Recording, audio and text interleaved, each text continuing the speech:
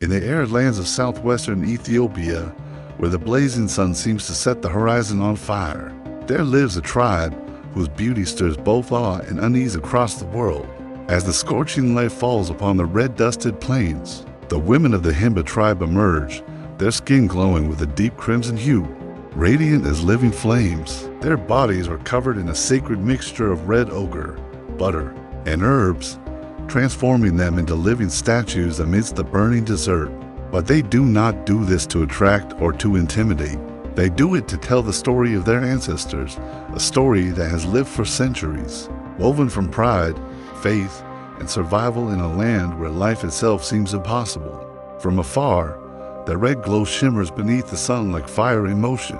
The wind sweeps across the dunes, carrying with it the mingled scent of earth and butter, a fragrance both sacred and wild.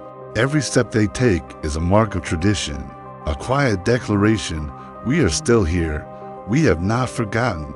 The outside world calls them the Red Women, but to the Himba, red is not merely a color. It is the symbol of the soul. It is the blood of Mother Earth, the breath of their ancestors, the armor that shields them from the cruel sun and the unseen spirits of nature. Why do they choose red? Why turn their bodies into living paintings of the desert? Is it ritual, faith, or a whisper from the spirits of their ancestors hidden deep within every grain of dust? Each layer of red clay, each proud gaze, holds an answer and a mystery no one has yet fully touched. Why do these women choose to wear the color of blood, of the sun, and of their very souls? The answer lies within the heart of the desert. Deep within Ethiopia's Omo Valley, in the far southwest, near the border of South Sudan, lies a land where time seems to have forgotten how to move. There are no car horns, no cities on the horizon, only sun, wind, red dust, and people living in harmony with nature, as though the outside world never existed. This is the homeland of the Surma, also known as the Suri, one of Africa's most ancient and enigmatic tribes. Here, life flows slowly, like the Omo River winding gently through endless savannas. The Surma live by hunting, herding, and gathering. They believe that the earth, the sky, the plants, and human beings all share a soul, and that every act, from the way they walk to the way they paint their skin, is a form of communication with that sacred world. The women of the Surma embody a beauty that is both strange and deeply symbolic. They wear lip plates, round clay discs inserted into the lower lip as a declaration of maturity, endurance, and dignity. When a girl reaches womanhood, her lip is gradually stretched until it can hold a large plate. For the Surma, this is not pain, but pride, a sacred rite of passage proving that she is strong enough to be a mother, a protector, and a pillar of the tribe.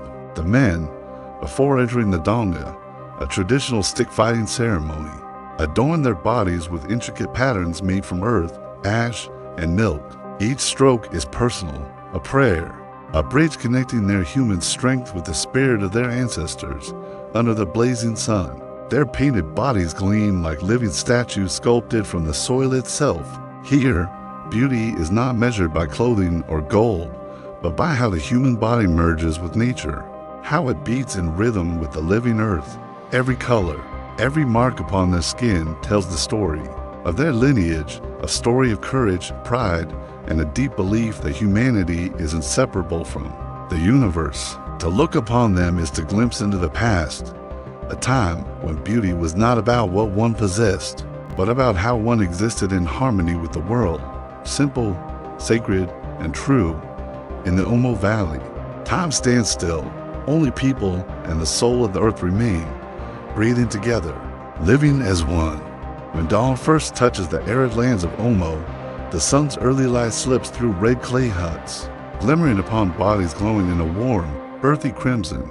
It is then that the sacred red body painting ritual begins, an ancient ceremony passed down through countless generations of the Surma tribe. A Surma woman kneels beside a dry river bed, gathering handfuls of red ochre, a precious mineral they see as a divine gift from the womb of Mother Earth. She crushes it finely and mixes it with melted animal fat until it becomes a thick, fragrant paste. When applied to the skin, it gives off a deep, blood-like hue while protecting the body from the fierce African sun. keeping the skin soft and alive in the harsh climate. But to the Surma, this act is far more than adornment. When their hands touch the red clay, it becomes a prayer. They believe that each time they paint themselves, the spirits of their ancestors awaken, watching over and blessing their descendants. The red earth does not merely cover their skin, it binds them to the soil, to their past, to the unseen universe around them. This ritual often takes place before great events, weddings, coming-of-age ceremonies, or before the men enter the donga, the sacred stick-fighting contest of the tribe. During these times, the Omo Valley comes alive with song, drums, and chants.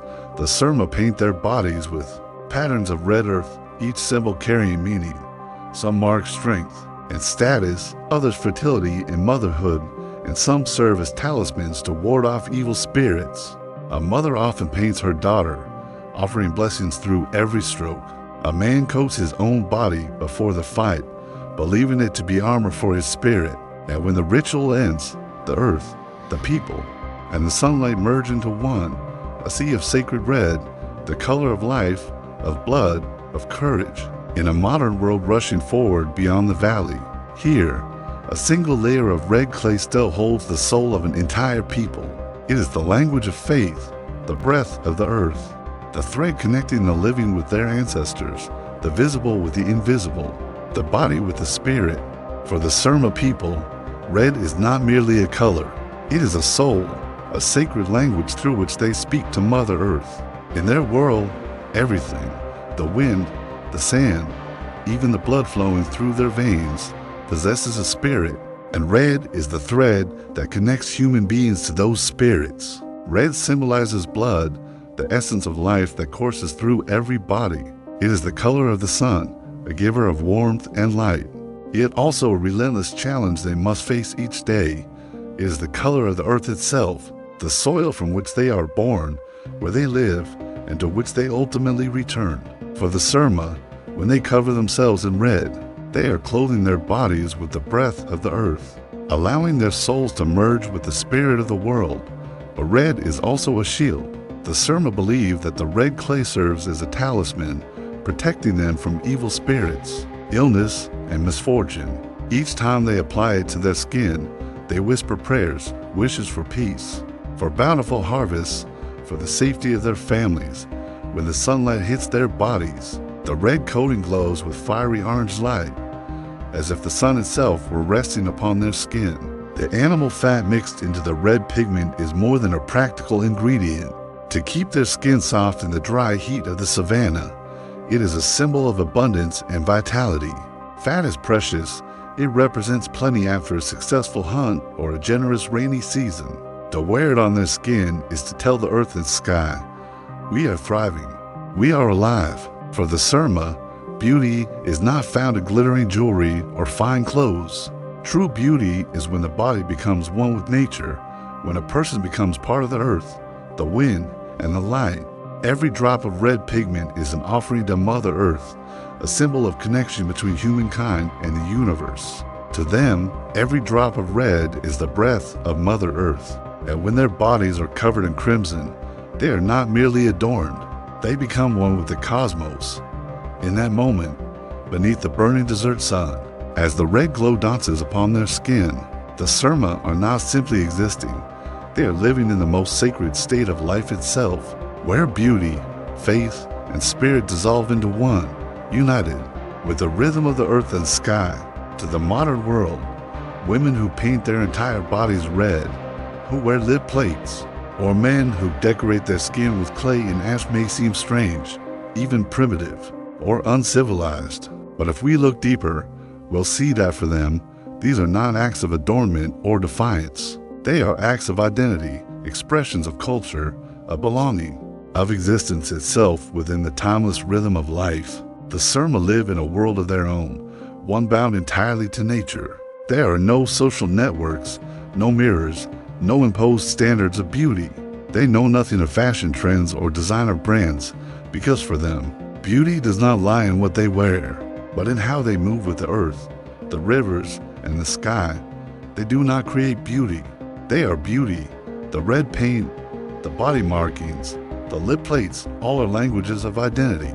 They are the Surma's way of telling their story of their ancestors, their land, and the sacred connection between humankind and nature. It is a form of truth that the modern world, lost amid the rush of technology and materialism, seems to have forgotten. We may look at them and see difference, but to the Surma, that difference is freedom. Freedom to be themselves, to live in rhythm with the elements, unshaped by any external ideal other than the beliefs and traditions passed down from their ancestors. Perhaps while we hide our natural selves behind cosmetics and artificial lights, defining beauty through filters and reflections, they find freedom within their own skin, where every grain of earth, every streak of color, and every breath carries the imprint of authentic life. From an anthropological view, the Surma tribe is a mirror reflecting humanity's oldest question: what is true beauty?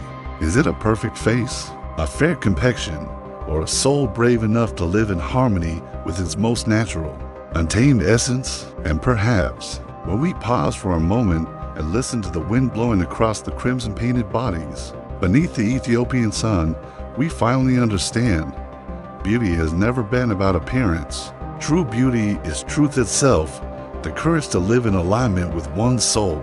As the sun sets over the Omo Valley, pouring fire across the red earth, the silhouettes of the Surma emerge through the desert haze. They stand there, bathed in the color of the mother soil, breathing in the wind and light, silent yet proud, without words, without explanation. Their very presence tells a story thousands of years old, a story of the eternal bond between humanity, nature, and the spirits of their ancestors. For the Surma, painting their bodies red is not merely a form of beauty or an ancient custom. It is a ritual of life, a way to listen to the heartbeat of the earth, a language of gratitude.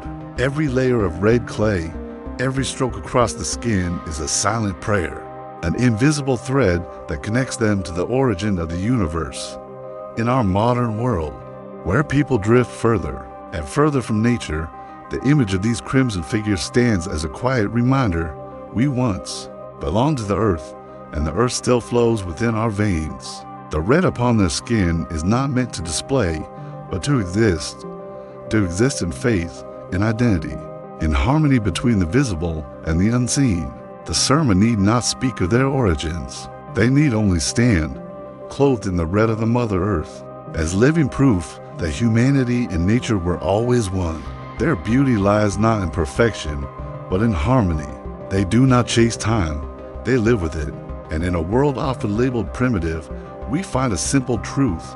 Where humans learn to honor nature, they do not merely survive, they become part of a greater life beyond themselves. Lake Natron once frightened us with its image of death, but the Surma, in the same red hue of the earth, inspire us through the way they live, natural, pure, and proud.